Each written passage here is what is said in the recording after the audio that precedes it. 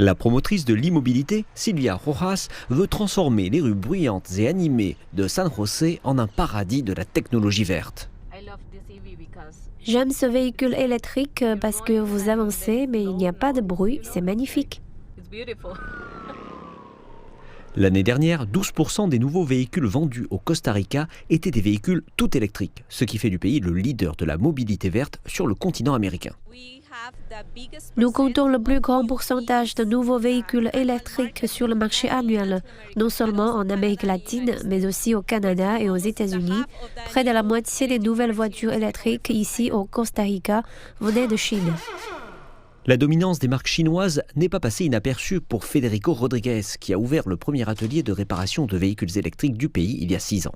Avec l'aide de la Chine, le Costa Rica a transformé son secteur privé. Il déclare que le temps est désormais venu de s'occuper du secteur public.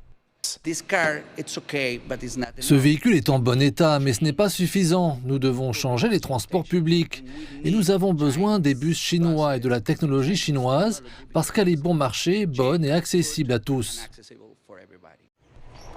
À l'heure actuelle, le Costa Rica ne dispose que d'une seule ligne de train de passagers et quasiment tout son réseau de transport public fonctionne avec les carburants fossiles.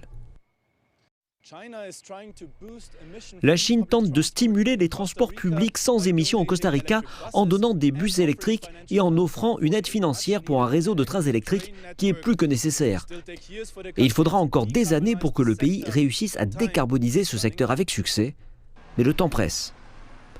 Alors que les transports continuent d'être la plus grande source d'émissions du Costa Rica, le pays s'est engagé à atteindre zéro émission carbone d'ici 2050. Pour moi, 2050 est une bonne date, une date qui sera possible car en ce moment, nous disposons de suffisamment d'informations pour garantir que la transition est possible. Mais d'autres se montrent moins optimistes. Un nouveau système de train proposé par l'ancien gouvernement a été annulé quand l'opposition est arrivée au pouvoir. Ce que nous pouvons voir de ce gouvernement est qu'ils ont des projets, mais quand les autorités ont changé, alors nous avons perdu le travail qui avait été mené. Le nouveau gouvernement envisage désormais l'instauration d'un réseau monorail de 39 km, financé en partie par une entreprise étatique chinoise, ce qui serait un tournant majeur pour le transport public au Costa Rica.